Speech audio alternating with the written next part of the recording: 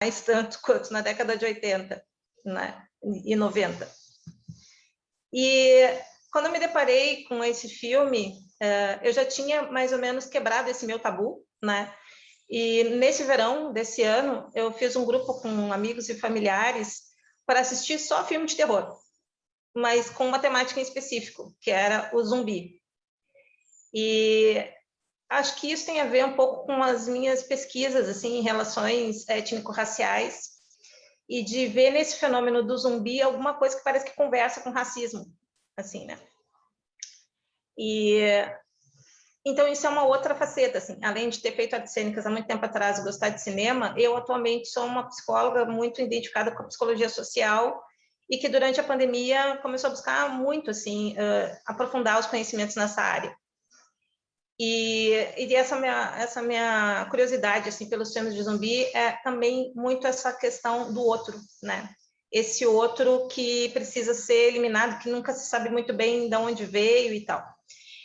E para estar aqui com vocês, para falar do Corra, eu fui dar uma olhadinha também nesse diretor, porque eu gostava de saber quem eram os diretores e o que eles já tinham produzido, por onde eles andavam, e eu fui fazer o mesmo caminho, assim, né? Fui ver quem era o Peele. E aí eu me dei conta também que ele não está sozinho, né? Nessa onda de diretores negros que começaram a surgir com maior número. E fui também tentar entender de que lugar que ele vem, e descobri que ele vem da comédia. E, para mim, assim, no Corra tem muitos elementos da comédia, muitos, muitos, muitos. Mas isso também é um pouco anterior, porque depois daquele clima todo do susto, da cena de suspense, de terror, se a gente vai ver de novo, a gente já perdeu o susto, a gente já começa a achar uns elementos mais cômicos também, às vezes, né, no filme. Então, acho que são coisas também que estão muito próximas. E só que o Peele, ele é, né, um cara que vem, né, da atuação em comédia, da direção de filmes de comédia, e eu acho que isso diz bastante assim sobre ele, diferente, por exemplo, de um diretor negro chamado Spike Lee, que é mais da minha geração, e que quando ele vai falar de temas, aliás, ele não fala de outro tema nas suas obras, tu percebe assim que é sobre racismo que ele está falando, é sobre o racismo norte-americano, né? E eu fiquei com essa dúvida que eu queria compartilhar com vocês. Será que no filme Corra o tema é o racismo? Ou será que o racismo está presente no filme Corra? E aí, já que eu já estou lançando perguntas, eu quero dizer para vocês que, devido, né, a essa brevidade assim, da fala, eu estou assim, aberta para roda de conversa. Quem quiser pode levantar a mão aí, a Helena me informa, né? Tipo, podem me interromper para conversar junto, assim, né? Porque eu estou trazendo aqui as minhas impressões desse lugar, então, né? De quem gosta muito de cinema e de quem tem um olhar também da psicologia, a minha área mais psicologia social, né? E as questões de relações raciais para esse filme. E eu vou partir direto para uma cena, depois eu volto para o início, e que está presente. Trailers são ótimos, né? Porque eles condensam de uma forma, assim, parece que ressaltando exatamente, assim, o que costura o filme. E eu parto para a cena onde ele está sendo conduzido no carro para a casa dos pais. Imagino que a maioria, ou quase todo mundo tenha assistido o filme, que ele está sendo conduzido para a casa dos pais da namorada, né? Essa namorada, então, esse relacionamento interracial, ela que dirige o carro, né? E ele está indo ali com algum incômodo para conhecer os pais da namorada branca.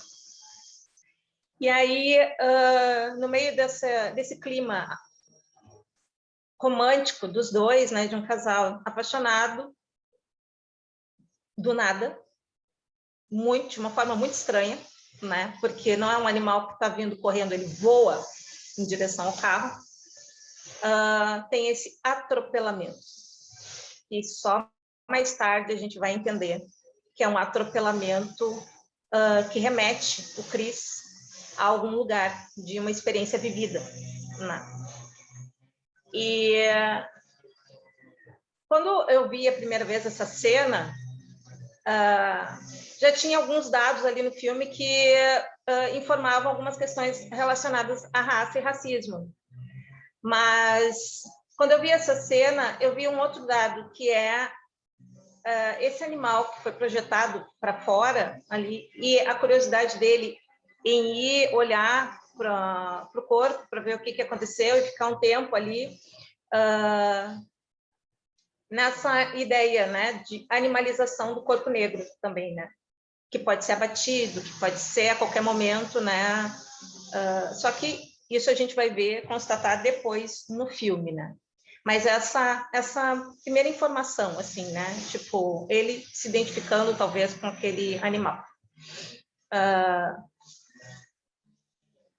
Retornam para o carro, tem a cena do policial, onde dá mais ainda um calorzinho, assim, na relação dos dois, né? Ela protege ele em relação ao racismo do policial, ele se sente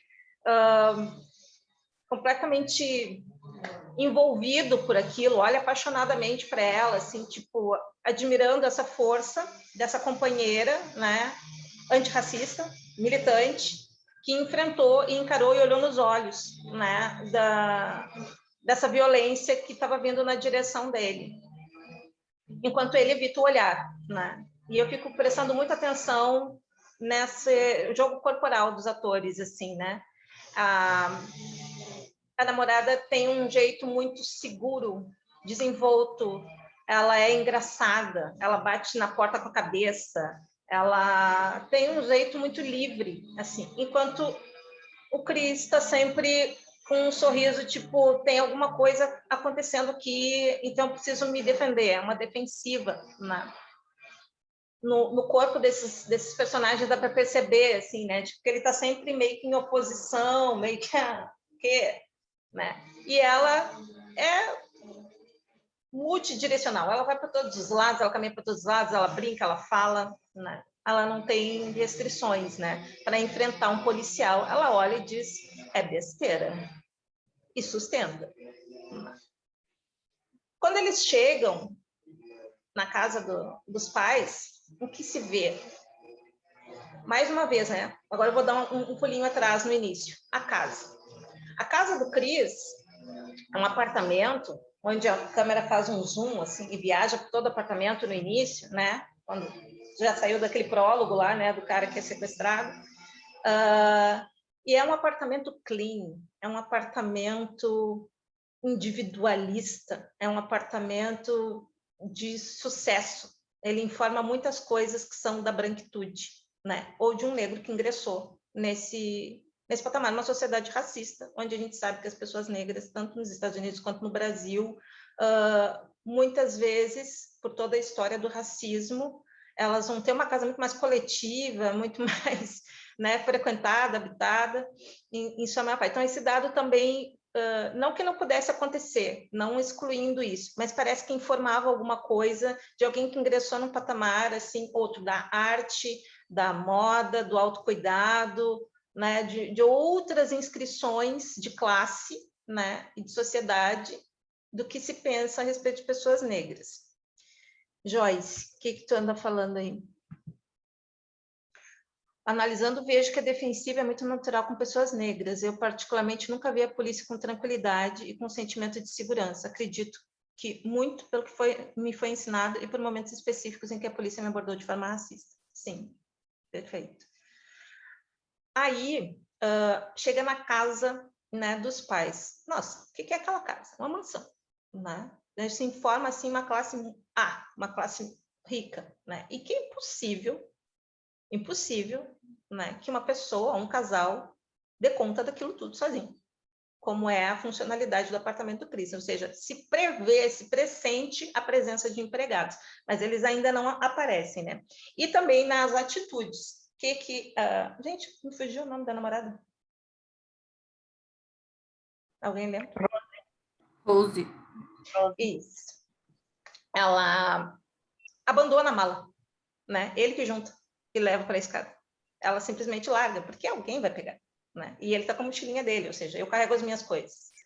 E aí ele se depara com uma família que diz, vem cá, me dá um abraço, aqui tem essas coisas, né? Que ele já tinha sido informado que não era uma família racista.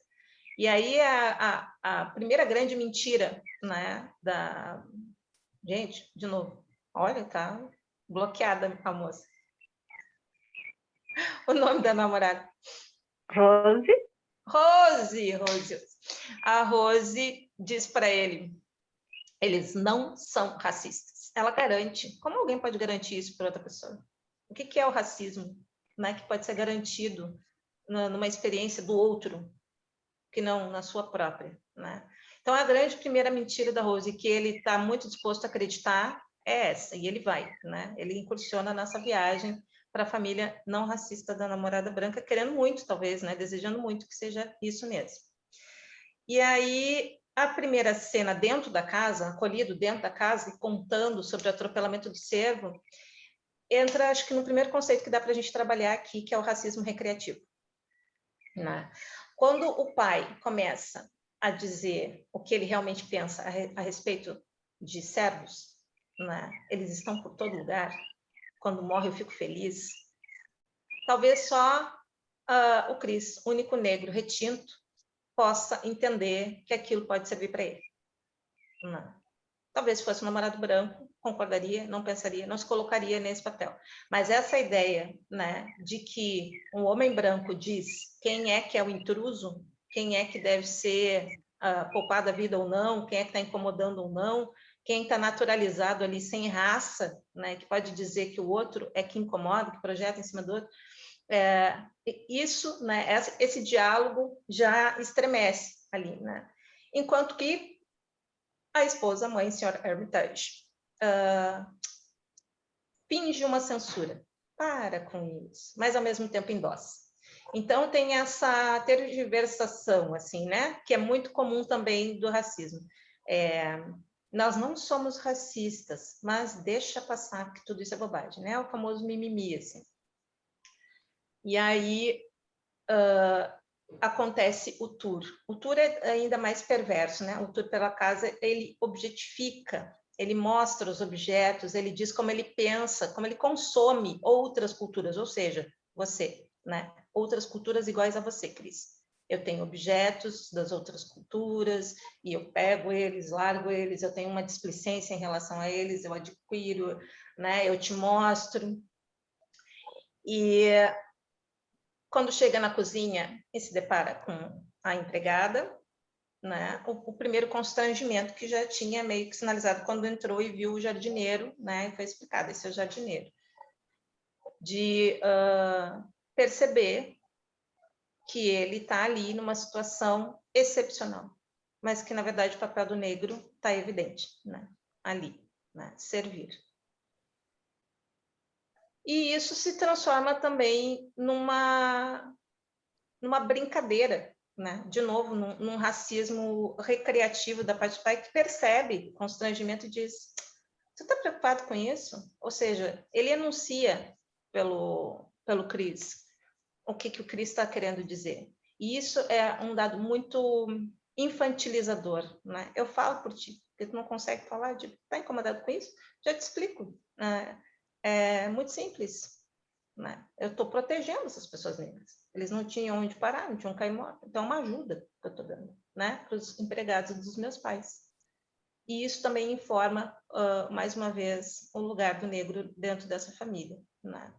Não tem autonomia, nem maturidade, nem independência, né? É um ser subjugado. Então, como não tem capacidade para se autogerenciar, ficam aqui cativos, né, como empregados. E mais ou menos isso também está na relação, né? Tipo, aprende a obedecer minha filha. E a gente tem aí também nesse filme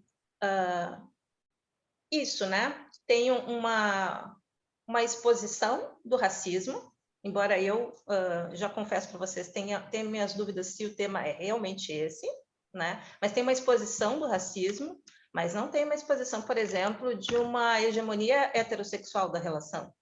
Não tem uma exposição desse papel da mulher né, dentro desse filme, assim, né, tipo, mesmo que ali tem uma armação, o tipo de relacionamento, né, ideologicamente falando, que está sendo mostrado, é um relacionamento hegemonicamente heterossexual, onde a mulher ocupa um papel, o homem outro e tal, do cuidado, tá fazendo tua mala, teu cachorrinho, né, no meu colo como se fosse um filho, a esposa, a senhora Hermitage, também tem essa postura em relação ao marido, tipo, educar o descontrole, a violência masculina.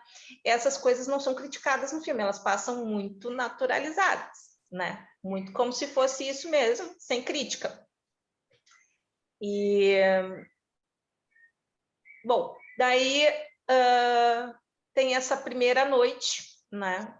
Depois de ter conhecido a família, ter conhecido os empregados, ter percebido tudo isso, que não acalma, né, o Chris. Ele continua com uma certa ansiedade e o negócio dele, quando está ansioso, é fumar, né? Ele já está querendo fumar num caminho, não consegue, e ele vai tentar fazer isso. E antes tem a conversa, né? A conversa quando chega o irmão que corta também uma cena bastante constrangedora, é a conversa sobre que coisa nojenta, tu fuma na frente da minha filha, ou seja, a repreensão, a censura, como se fosse uma criança de novo, assim, né?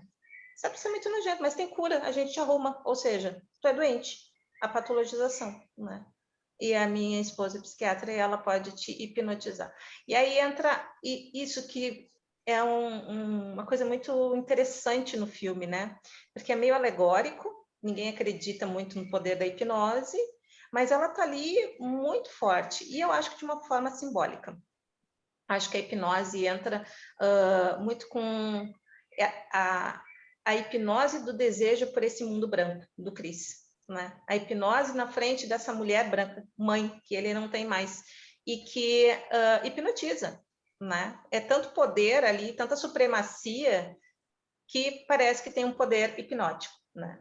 Então, eu fui um pouquinho além da hipnose, assim, como técnica, né? Como algo que funciona, que se possa, né, provar ali, que o filme prova evidentemente que funciona, mas mais como algo, assim, dessa ilusão que o Chris está vivendo, né? Dessa hipnose de estar realmente ingressando nesse mundo, porque está tudo bem, porque o amor existe, porque está sendo acolhido, porque dá certo e tal. Bom, ali parece que já começa mais a entrar no que eu acredito que seja mesmo o filme, né? Uma estética. O elemento do terror começa quando ela bate a xícara. Naquele momento ali, ela dá início ao que parece ser, né, esse elemento do terror, do suspense, do thriller psicológico, porque ali parece que ela marca um ponto. Aqui tu tá capturado, né? Mãe, tá, não esquece isso, nós vamos voltar a falar sobre isso. Né? E aí, quando ele encontra com ela, e depois de já estar com várias pulgas atrás da orelha em relação aos empregados, aquela conversa com o empregado já deixa ele assim, tipo, o que tem aí, né?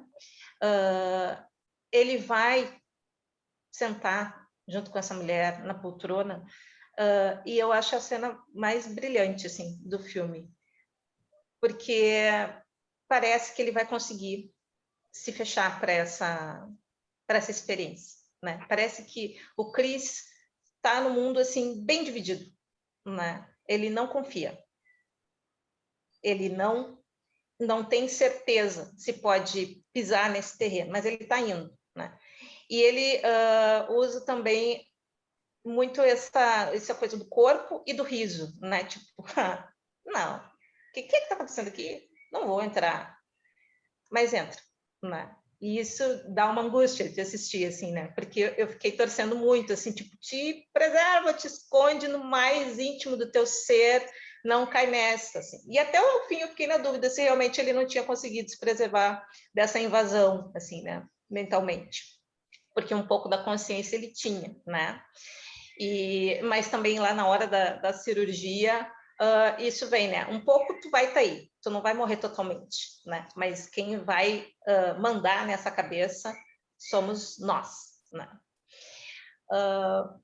Essa cena da hipnose, e que tem toda essa resistência, e que é um dado de sobrevivência da negritude, né? Resistir não só como na psicanálise é entendido como mecanismo de defesa, mas também como algo que socialmente é uma estratégia de sobrevivência, né? E também de permanecer, né? Resistir a toda essa violência que é o racismo e permanecer fazendo furos e brechas nessa hegemonia branca, sempre provocando questões, né? Simplesmente pela sua própria existência, que, por exemplo, para o pai e para o irmão são insuportáveis, né? Já dá vontade de logo dar uma gravata e eliminar, porque ele estava, né? Aquele irmão parecia que ele era toda a pulsão violenta, assim, que o pai consegue controlar, aquele irmão parece que tinha, né, ganas de já ir para a luta de uma vez, assim, medir forças, né?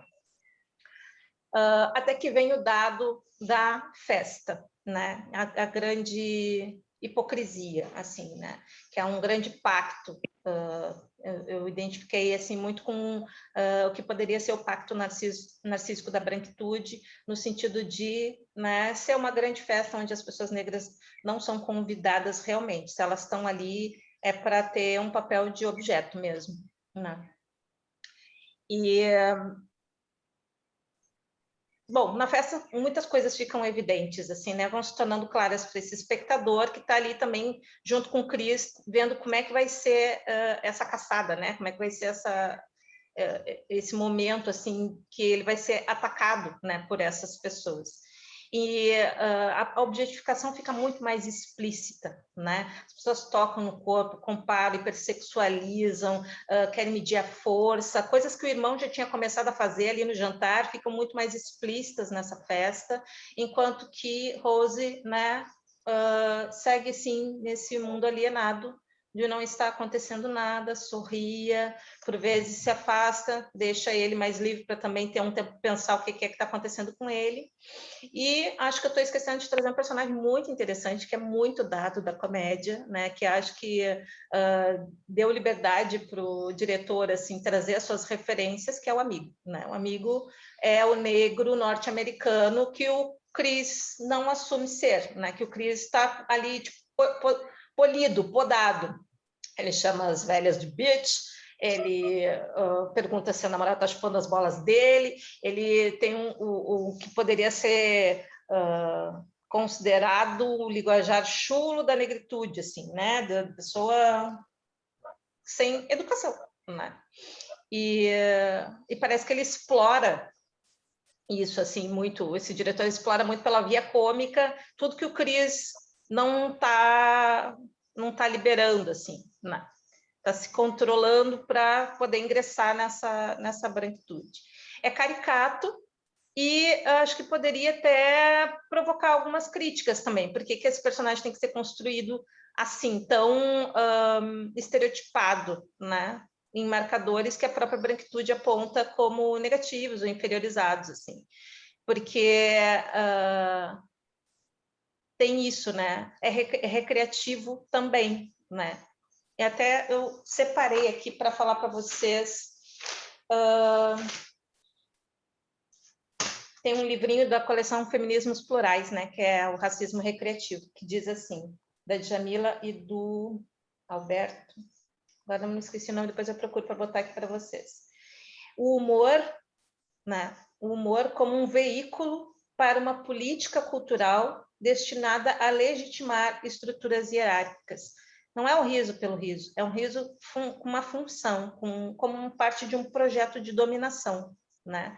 Então, não tem ingenuidade, né? E antes de começar esse livro, na introdução, eles colocam uma série de casos, porque é justamente aí, no racismo recreativo, que o racismo, que é um crime, que pela Constituição de 1988 é inafiançável e imprescritível, acho que é essa palavra, nunca chega a julgamento.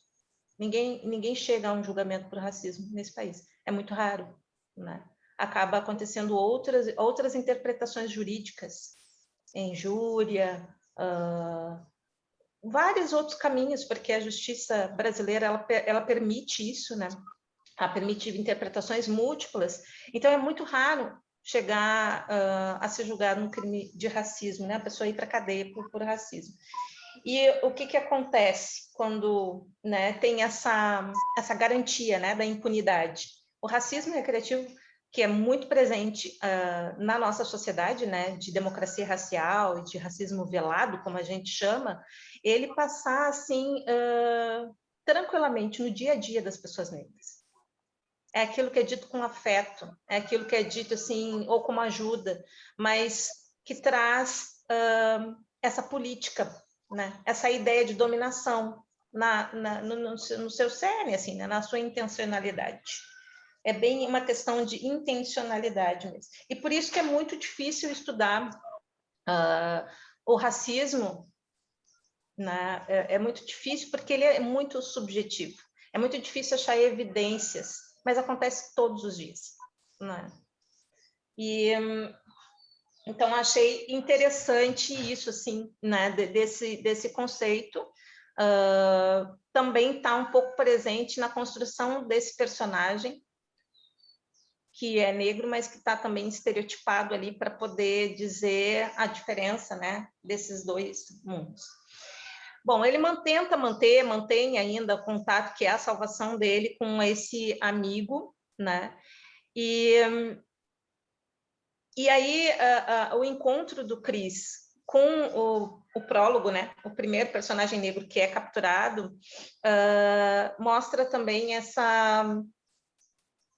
esse distanciamento ali, né, do que já está lobotomizado, que é o que provavelmente vai acontecer com o Chris, que já não acessa mais esses signos da negritude norte-americana, né, o jeito de cumprimentar, o jeito de falar, ou se reconhecer, ou seja, nada naquele mundo ali está informando para o Chris que ele realmente está sendo acolhido e está sendo bem-vindo, né? E pulando para a parte final, que é quando ele é capturado, porque, enfim, ele já está dominado por essa hipnose, né, que eu acho isso bastante simbólico, ou seja, esse desejo do Chris realmente levou ele até as vias de chegar perto dessa experiência, de ceder o seu corpo, né, que é esse o projeto, ceder o seu corpo para que essa vida, essa episteme, essa subjetividade branca possa habitar.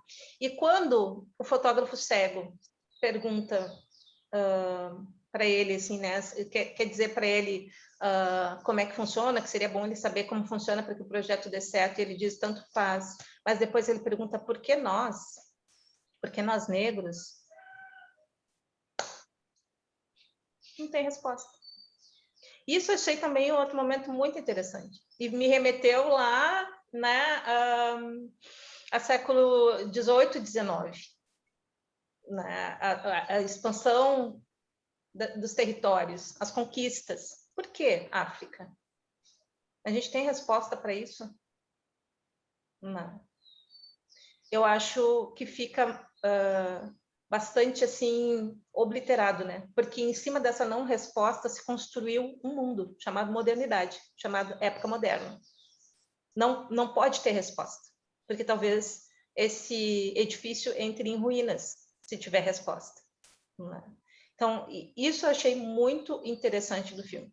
E para fechar a minha fala,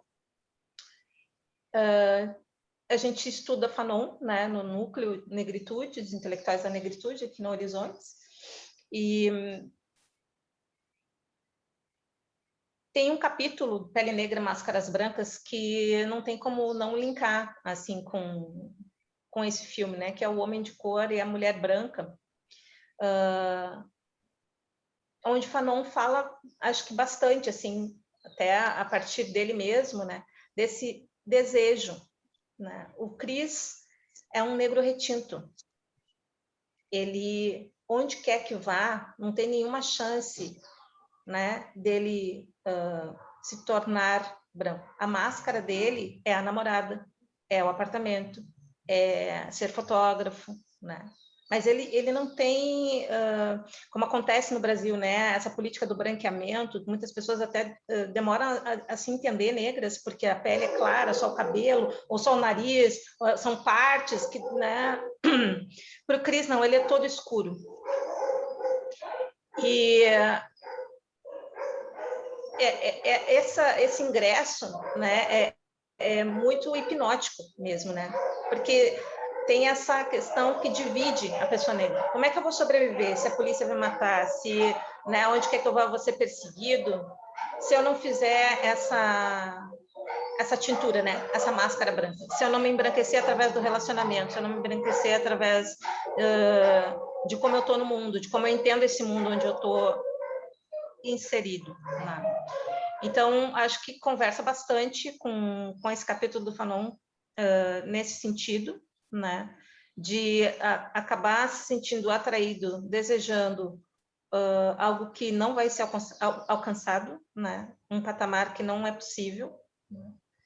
E todas as coisas relacionadas com isso, assim, né? Tudo que isso acarreta, assim, em termos de cisão nos próprios afetos, né? Na relação com o amigo ele é uma coisa, na relação com essa namorada é outra, né?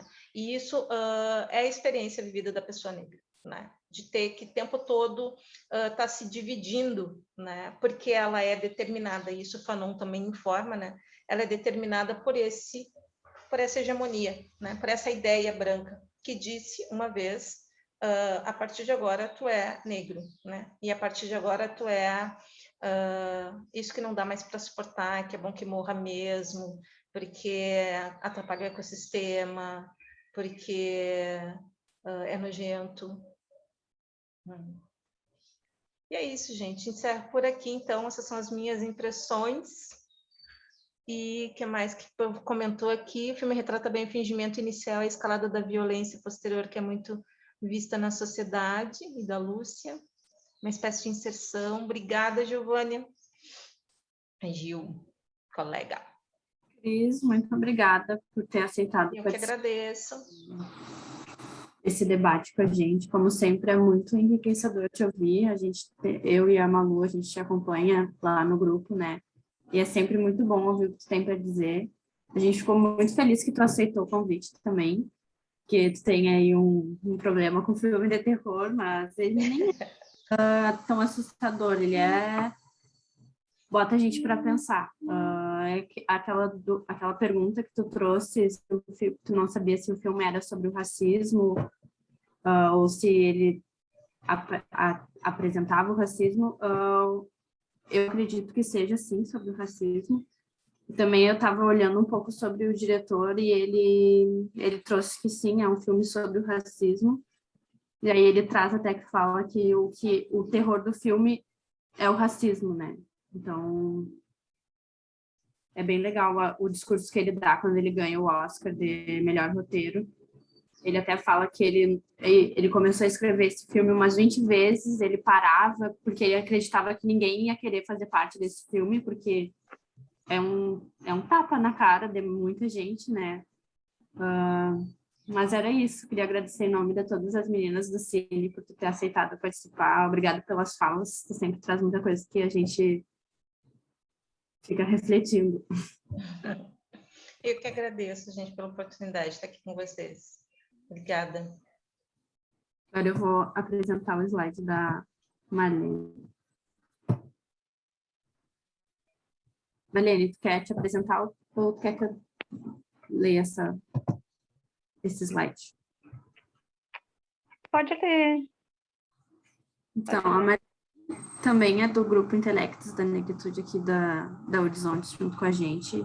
Ela é psicóloga clínica pela PUC, bolsista do ProUni, especialista em sexualidade humana pela Uniara e informação pela PUC na especialização em psicodiagnóstico, psicanalista em formação pela APRES, e integrante do núcleo de estudo escritores e do Intelectos da Negritude aqui da Horizontes. Está contigo a palavra, Marlene. Então, gente, bom dia. Muito grata pela oportunidade de estar aqui com vocês. Eu não tenho toda essa articulação da Cris, porque eu sou nova, né, nessa vida de questionamento. Eu vou ler um pouco do que eu pensei a respeito do filme, das minhas impressões. Ao receber o convite do evento, a minha primeira reação foi rever o filme. Para falar das impressões que a película suscitou, eu vou fazer né? Vou dar um olhar, né, a partir do texto do Freud, O Estranho. E eu não me animo a dizer essa palavra em alemão, gente. Esse texto de 1919 que eu estou usando. Esse texto me parece o que melhor conversa, o que melhor dá conta da imagem e da ideia que eu quero passar. Nesse texto, O Estranho, Freud nos fala dos sentimentos, emoções e sensações que nos assaltam ao vermos algo que parece familiar. Algo que deveria permanecer secreto, mas que emerge e se manifesta. Eu busquei, através desse texto, dar conta daquilo que aparece na nossa frente nos assustando e nos assombrando. Aquilo que eu penso, que eu sinto, mas não posso admitir. Aquilo que retorna sob a forma de uma inquietude ou uma inquietante estranheza. Tudo isso, né, é o que o Freud fala nesse texto. E a minha fala vai conversar muito com a tua, Cris, né? Que bom que as nossas que essa conversa pode ser feita, né, também com a psicanálise, de onde eu estou partindo, e com a psicologia social. A minha ideia social era de ficar no lugar de espectadora para falar com vocês. O filme provoca estranhamentos sinistros. A estranheza já se inicia quando descubro que o título em inglês não corresponde com o título em português. Em seguida, fica impossível ficar sentada na cadeira de maneira cômoda. O racismo que brota da tela assombra, inquieta e chega a questionar dados de realidade.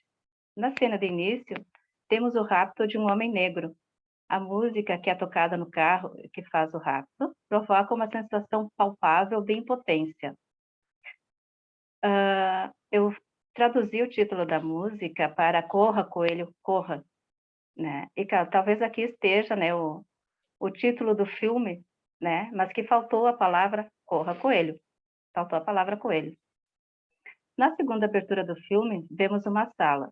Há fotos em preto e branco e uma foto de alguém usando máscara, né? O apartamento do Chris. O personagem Chris nos é apresentado, passando em sua face espuma de barbear branca. Ele é negro. Essa cena nos remete a Fanon e seu livro Pele Negra, Máscaras Brancas. Em seguida, a câmera nos apresenta uma moça de pele branca. Dá-nos a entender que está em uma padaria e escolha de rosquinhas em uma vitrine. E essa cena vai conversar de novo, quase no final do filme. Minha ideia inicial de ficar no lugar de espectadora para falar das minhas impressões, aos poucos vai por água abaixo. Percebo que não consigo ficar no lugar a que me propus. Já havia assistido o filme há 3 anos atrás. E mesmo dessa vez, eu não consegui evitar o pavor e a raiva. Dessa vez que eu estou assistindo de novo, remete de novo, né? Terror, pavor, raiva, bem como um sentimento de impotência. Nesse segundo momento em que me coloco diante da TV, a cadeira novamente começa a ficar desconfortável. A apropriação, a colonização que se vai delineando é por demais assustadora. Chego então à conclusão que não poderei seguir assistindo pela segunda vez. Talvez eu deva trocar o lugar e colocar minhas vivências nesse relato. Confesso que é impossível não fazer isso. Então, a partir daqui, o meu olhar troca. Terceiro início da cena, os personagens estão indo para a casa dos pais da personagem Rose. No caminho, acontece o acidente. Eles matam um animal silvestre.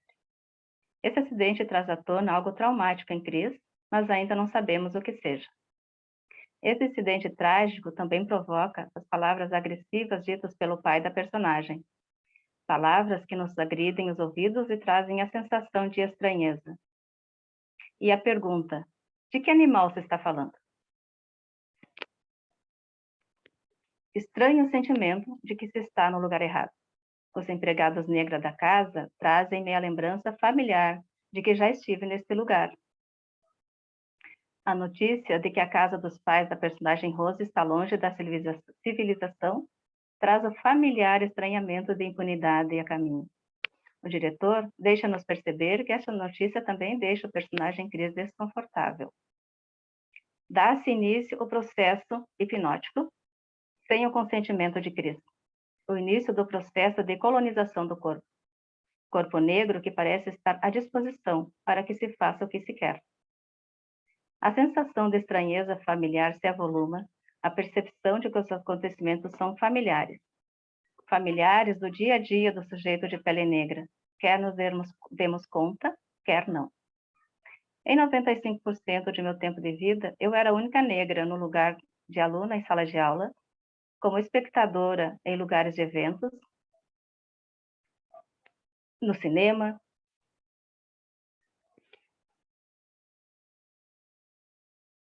Cris é o único negro no evento que se inicia na casa.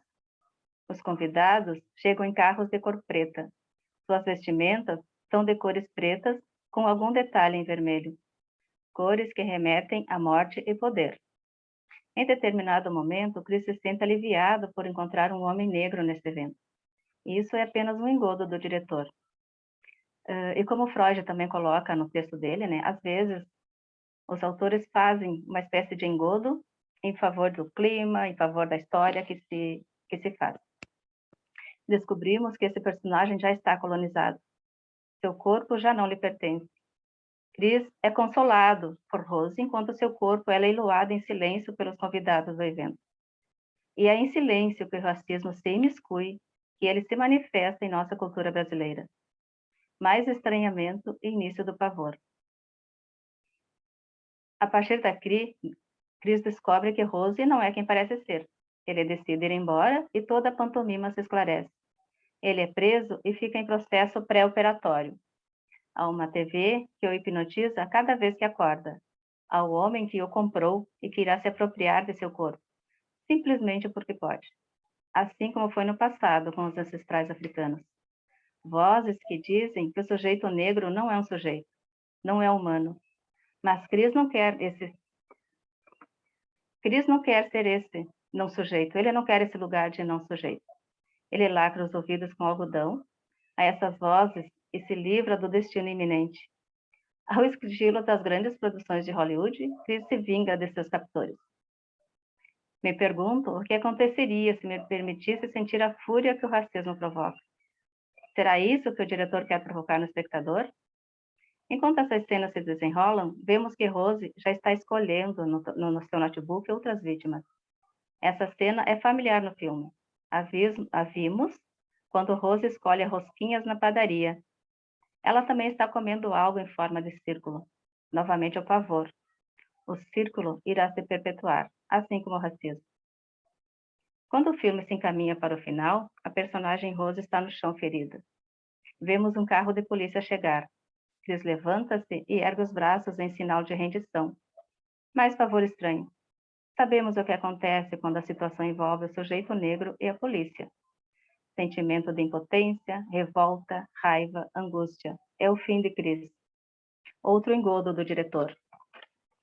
Em favor do pavor e da arte. Quem sai do carro e que não é um carro de polícia, é o amigo do Chris. Esse amigo diz que recebeu treinamento e que sabe resolver situações difíceis. Ou, neste caso, uma situação sinistra. Volto a Freud e seu texto de 1930, O Mal-Estar na Civilização. Nesse texto, o autor fala que é impossível amar ao próximo como a si mesmo. Embora eu discorde disso, porque nós temos que olhar para o contexto em que esse texto foi escrito. Freud diz ainda que só posso amar o próximo na medida em que o outro me ama, e coloca a identificação com o outro como fator possível de ligação afetiva. E aqui eu trago uma citação de Fanon em seu livro Pele Negra, Máscaras Brancas. Ele diz: acredito sinceramente que uma experiência subjetiva possa ser compartilhada por uma pessoa que não a viva, e não pretendo jamais sair dizendo que o problema do negro é meu, só meu. Eu penso que esses dois textos, esses dois autores, né, de alguma forma se falam, né, já que eu estou falando desse lugar de psicanalista. Quando criança, eu nunca questionei por que eu era chamada de feia por minhas colegas de pele branca na escola. Porque eu era uma criança feia. Porém, nunca acrescentei a cor da pele nessa denominação. Eu iniciei esse processo de estranhamento mas não de questionamento, quando anos atrás assisti a um filme chamado A Cor da Fúria. Nesse filme, temos uma sociedade onde as cores, onde o sistema de dominação está invertido. Temos o branco no lugar do negro, o negro no lugar do branco. O diretor é Desmond Nakano. Eu estava acostumada com o estranhamento. Esse estranhamento fazia parte da minha vida. Ele era normal e familiar. Não havia sido apresentada aos conceitos que hoje conheço e que são necessários para cessar com a violência do racismo e do preconceito. Faço aqui um convite, né, para que nos estranhemos, para que questionemos. Meu processo de questionamento deu-se bastante tarde. Ele aconteceu quando fui apresentada a Neuza Santos de Souza há cerca de 3 anos atrás. Havia um cartaz com o retrato dela no departamento de atendimento psicológico da URGS. Ao pesquisar quem era aquela mulher, e ao ler o seu livro Tornar-se Negra, me tornei negra. Este ano, eu encontrei, né, pesquisando por mais, eu vou chamar de dispositivos de questionamento, dispositivos de mudança, a isso que está acontecendo aqui hoje e ao que acontece no núcleo de negritude. Dispositivos de mudança, dispositivos de questionamento, porque o racismo é esse estranho que chega, que nos desacomoda. Que a gente possa se permitir desacomodar para pensar. É isso.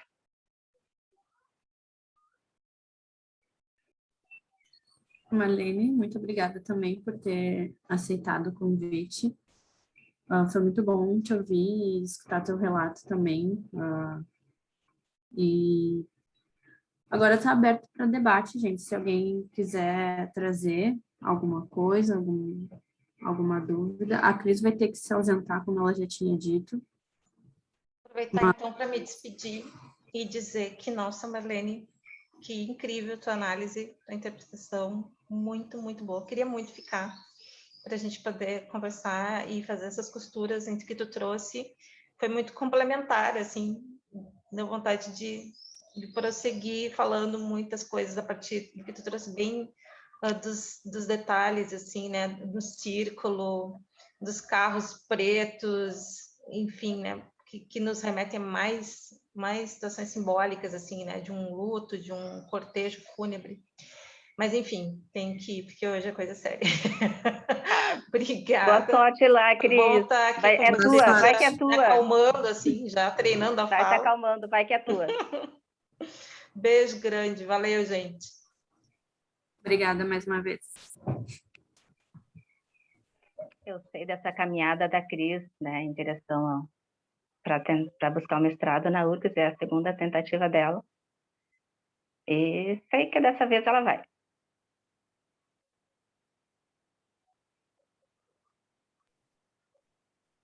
Alguma pergunta, alguma reflexão a partir do que a gente falou aí, gente? Podem ir falando.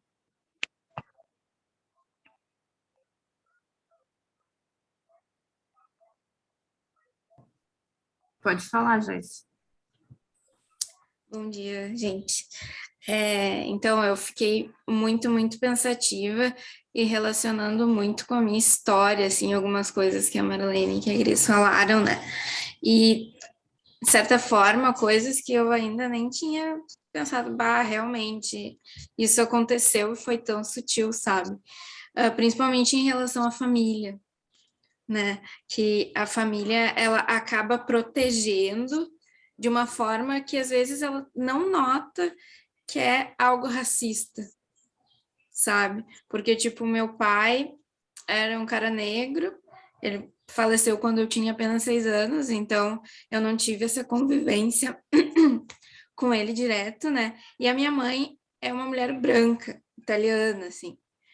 Então, sempre da parte dela, teve essa questão da proteção, sabe? Que passou muito para mim. E daí eu acabo linkando com aquela questão que a Cris falou, de se adequar e se colocar dentro dos moldes da branquitude, né? Porque eu já sou uma... Agora eu não tenho tanto isso. É meio inconsciente, na verdade, esse molde. Mas parando e refletindo sobre quando eu era criança, assim, ou até mesmo adolescente, rola muito esse molde, por quê? Porque a família ensina e tudo mais. Então, para eu me sentir inserida, né, e para eu me sentir aceita, de certa forma, pela sociedade, eu tenho que fazer coisas que pessoas brancas fazem, né?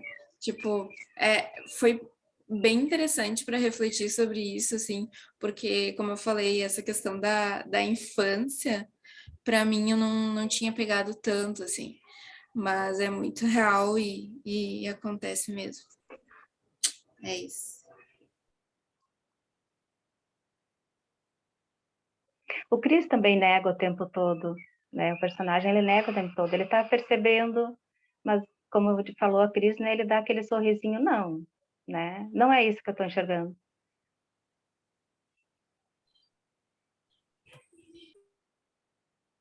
É verdade. E isso que ela comentou também, agora tu me fez lembrar, sobre uma pessoa branca se posicionar para defender a pessoa negra.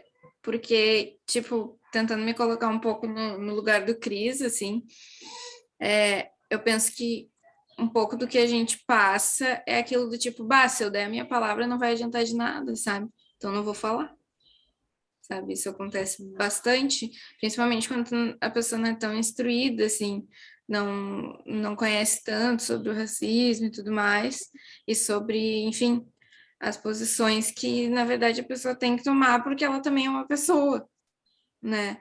Então, tem muito isso, assim, e daí voltando a linkar com a questão da mãe, assim, dessa proteção, né? Tipo, se uma pessoa branca falar por mim, talvez seja um pouco melhor, porque ela não vai ser julgada pelos policiais, sabe? E são coisas muito sutis às vezes é bem escrachado, né? Como a gente vê em vários filmes e tudo mais. Mas às vezes é muito sutil. Tipo, esses tempos eu tava na parada, tava, tipo, vestida de calça de moletom e, enfim, tava confortável, sabe? E daí passou uma viatura, assim, bem pertinho de mim. Só tava eu na parada. Bem pertinho. Eu e uma outra pessoa, na verdade. Bem pertinho, assim. E daí ele me olhou da cabeça aos pés, assim. E foi muito bizarro, sabe? Porque eu não sabia como. Eu pensei, cara, eu vou ficar aqui, né? Dentro de mim. Não vou falar nada, porque pode ser que seja pior, sabe? Então é bem complicado mesmo. Eu falo muito, desculpa, gente. Pode falar, já.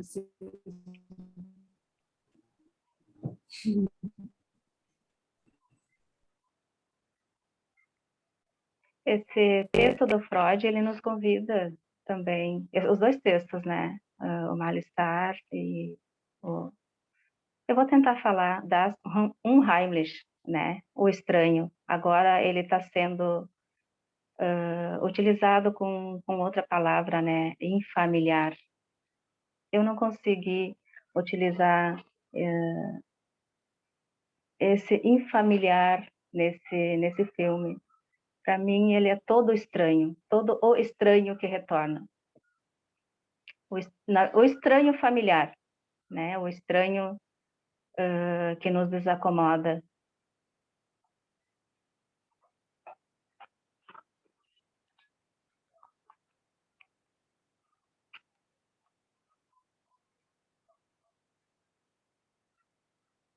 Eu acabei de participar de um curso com o Davidson Faustino. E ele é, digamos assim, né, na minha visão, um grande conhecedor de Fanon. E o Davidson fala muito bem, assim, de tudo por que passou Fanon.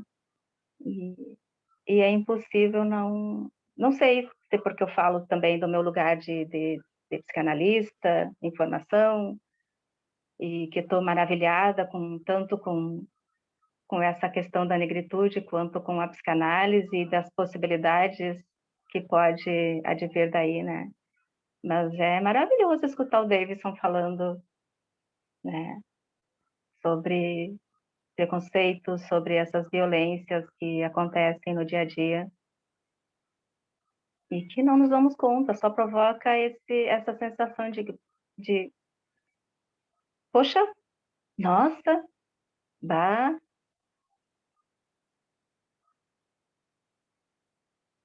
Mas eu quero, através dessa oportunidade de estar aqui falando, né, de novo, convidar todos para essa reflexão, para esse questionamento, né, para se permitir desacomodar.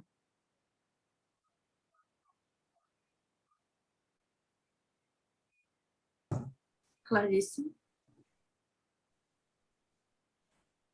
Olá, pessoal.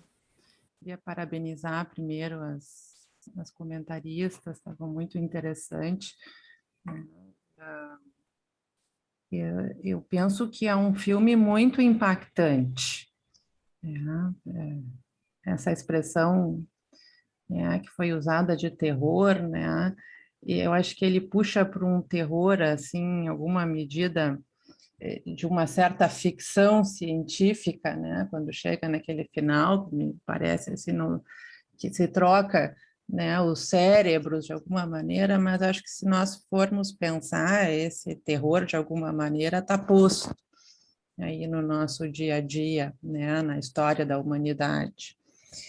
E eu vou pegar, assim, enfim, comentar algumas questões a partir do que a Marlene coloca em relação ao texto do Estranho, do Freud, Am Heilisch, né, ou Estranhamente Familiar, né, porque o Freud diz assim que isso que retorna, né, que é o retorno do forcluído, o retorno do privado, é algo que de alguma maneira pertence a todos nós, né? De alguma maneira pertence, já pertenceu. Então, a Marion Minervo usa o termo estranhamente familiar, né? Nesse sentido, eu penso assim na cisão entre o bom e o mal, né? Eu penso na pulsão de morte que pertence a todos nós de uma maneira ou de outra, né?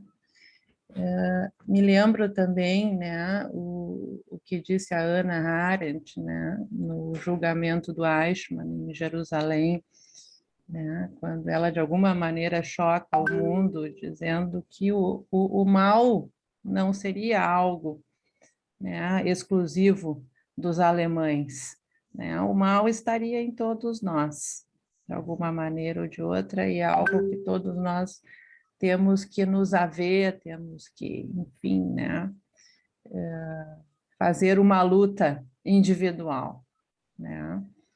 Então, é um filme também que me remeteu a essa discriminação, né, a intolerância às diferenças. Eu acho que a história está aí, né, repleta de exemplos que nós precisamos refletir sobre eles, né. Enfim, me lembrei muito também o que nos diz o André Green, né, quando ele fala da pulsão de morte, e ele, enfim, né, chama a pulsão de morte de função desobjetalizante, né? E no texto da negativa, ele define assim a função desobjetalizante, ele diz: o que significa a função desobjetalizante?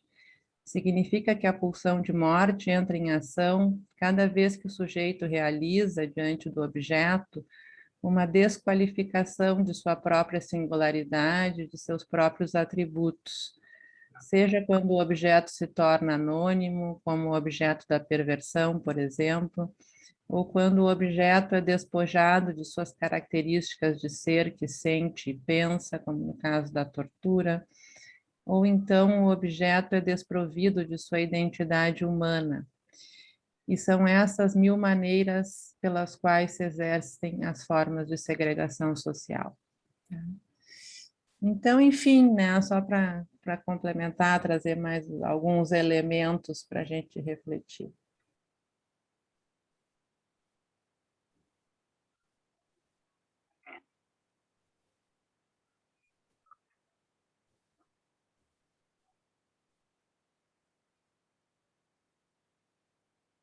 Essa pulsão de morte, ela é muito vista no filme, no momento em que o Chris decide se vingar, né? Utilizando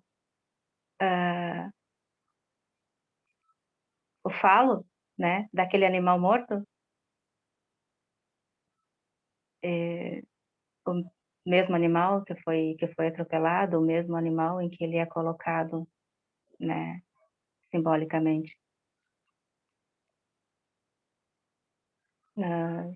A pulsão de morte nem sempre é, pelo que eu, como estudante, recém-estudante de psicanálise, né? A pulsão de morte não é negativa, né? Ela é necessária. A agressividade, ela é necessária em todos nós, até para poder rechaçar, para poder olhar para o estranho que chega. Me lembrei agora, tem uma citação, né, que eu acho que, não sei se é o Freud que utiliza, em um dos textos dele que está na Bíblia: ama ao estrangeiro, porque fostes um dia também estrangeiro nas terras dele. Eu acho que é da Bíblia isso. E, eu gosto de pensar isso, né?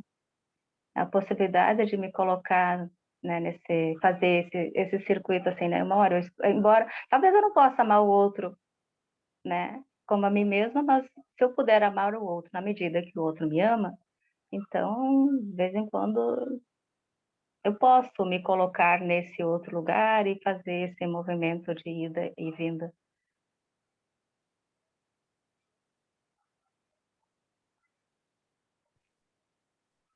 Fala, Malu. Primeiro, agradecer, Marlene, a tua fala foi, assim, perfeita, eu fiquei, assim, de câmera desligada, porque dá assim, eu como pessoa branca não consigo nem imaginar o que é tudo que vocês passam, né? Mas eu fiquei pensando, eu faço parte também do grupo de inclusão e acessibilidade, e eu fiquei, né? A gente teve um convidado semana retrasada e ele trouxe uma fala, como pessoa deficiente, que se recorta a pessoa que é deficiente e diz, nossa, ele chegou lá, olha o exemplo dele, ele conseguiu. E eu fiquei pensando quanto não se faz isso também com as pessoas negras, né? Tipo, tu começou a comentar ali a questão de que tu era a primeira a estar, a primeira mulher negra a estar em determinados lugares. E aí, como se pega, eu não sei, daí fiquei pensando. Se coloca, olha onde ela chegou, apesar de tudo, né? Pelo menos eu não sei, posso estar fazendo uma leitura errada, mas se fala, olha só como conseguiu, e pega como uma única pessoa, se recorta, coloca ali como exemplo, e diz, olha, se os outros que são como você não conseguiram, é porque eles não quiseram, né? Eu fiquei pensando, por exemplo, ali, como é que é? Ai, gente, me fugiu o nome do principal, o fotógrafo. Ele... Oi? O Cris? O Cris, isso. O Cris, ele vai e ele com toda a delicadeza, toda a arte dele, ele se torna um baita de um fotógrafo e aí ficam tipo, olha onde ele chegou, apesar de ser negro, olha a sensibilidade que ele tem. E isso também conversa um pouco com o livro que a gente está falando sobre a animalização da pessoa negra, né? Por não se acreditar que a pessoa negra vai ter... E, por exemplo, que a própria Igreja Católica falava que o negro não tem alma, né? Então, como vai se esperar algo sutil de uma pessoa negra, né? Como a gente vai esperar alguma coisa? E aí, hoje em dia, a gente fica, e tendo esses resquícios ainda, a gente fica, nossa, olha, apesar de tudo, chegou lá, né? E aí eu acabei fazendo essa relação com a questão da pessoa deficiente física, por exemplo, que também falam a mesma coisa. Então, se tu não é ali o branco padrão, qualquer coisa que tu faça, além de exigir um esforço muito maior, eles vão apontar, olha, tu conseguiu apesar de tudo, né? E deve ser um fardo horrível isso, deve ser cansativo às vezes ser um ponto de referência, não sei. Fiquei curiosa.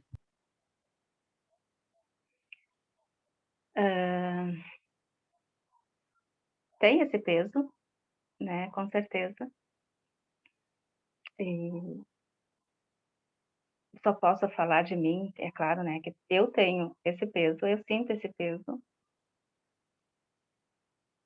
mas que antes era sentido mais como algo que estava posto e não havia nada que eu pudesse fazer. E tu tem razão, Malu, com relação aos cadeirantes, né? Esse processo de inclusão, que eu penso que sim, né? Para eles também deve ser bem, bem complicado fazer esse trânsito, sair desse lugar de pessoa que precisa que alguém carregue, que alguém autorize.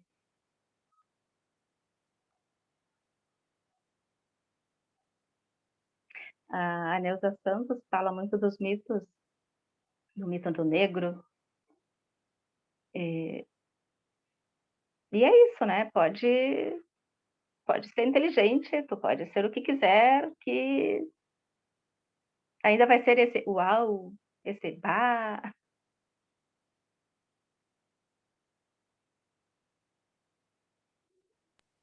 Uma coisa que tu falou, né, da questão da tua infância, eu fiquei... Uma vez eu li uma frase assim, a pessoa é bonita ou ela só é branca? Né? E aí, para mim, meio que desconstruiu. Eu virei assim e fiquei, cara, isso é a maior verdade. Porque a gente segue um modelo onde o branco é reconhecido como bonito, e aí depois passa e pensa, tipo, a pessoa, ela é, né? E, e aí eu fiquei pensando também a questão de que... Me fugiu o pensamento. Que tem que se provar permanentemente, né? É por isso que eu falei um pouco a questão do fardo, talvez o cansaço, né? Pessoas que saem do padrão do branco e do homem hétero, cis, não, tem sempre aquela carga de estar se, né, tipo, se provando e de novo. Caraca, isso é cansativo e é pesado, assim.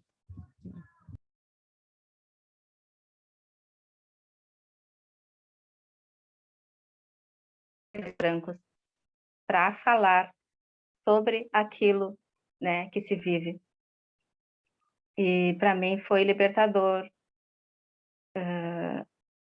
saber que existem escritores negros, né, também falando sobre o assunto, né, e que não é assunto só de negros,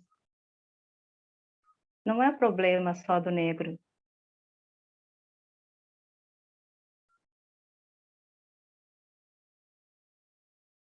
E à toa que eu não sou militante, né? Deixar claro que eu não sou militante. Eu não consigo me ver nesse lugar mais agressivo, assim, né? Mas, sim, Joyce, né? Antirracista. Se permitir olhar para o estranho de novo, né? Não vou me cansar de repetir isso. Se permitir olhar, se permitir o estranhamento e se permitir a desacomodação, porque não é um processo só de uma raça, é de todas, né? Essa desacomodação. Eu faço o tempo todo também.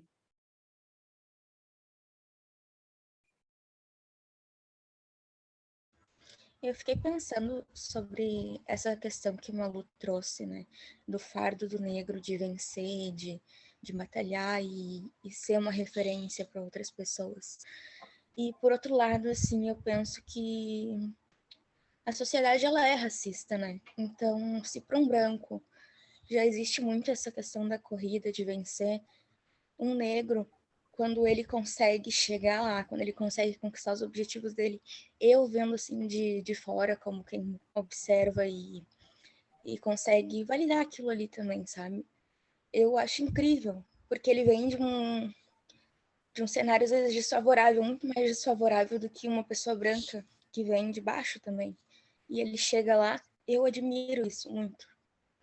Então, acho que às vezes esse fardo pesa sim, mas deve ser referenciado, sabe? Eu acho incrível quando consegue se destacar e busca isso.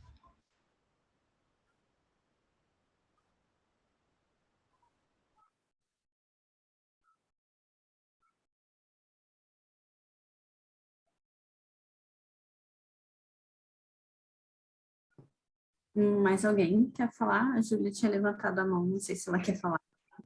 Não, é que eu fiquei pensando muito sobre o que a Malu tinha falado, né? Do quanto, quando se tem uma exceção de, uma pessoa que saiu de uma realidade muito, muito complicada, um negro que saiu de comunidade e conseguiu uma certa marca em questão profissional, isso vira notícia, isso é uma coisa ovacionada e é uma exceção que vira uma linha, né? Se ele conseguiu, então, sabe, todo mundo tem condições de conseguir, desvalorizando todas as questões que essa pessoa passou para conseguir chegar a todas as coisas que ela teve que enfrentar. E que e mesmo assim, quando essa pessoa chega, que é a questão do fotógrafo, né? É esse estranhamento, é essa coisa, conseguiu estar aqui nesse lugar que é estranho que esteja, que gera esse sentimento de estranhamento, assim, e eu fiquei pensando bastante sobre isso. Agora me remete, né, e mesmo quando chega lá o fotógrafo, né, levando para o protagonista do nosso evento, né, que é o filme, quando o fotógrafo chega lá, ele é colonizado. A sensibilidade dele vai ser colonizada, a inteligência dele vai ser colonizada, né?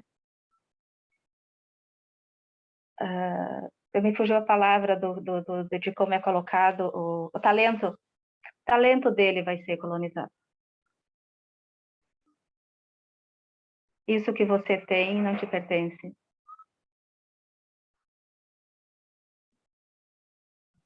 E como é violento pensar isso.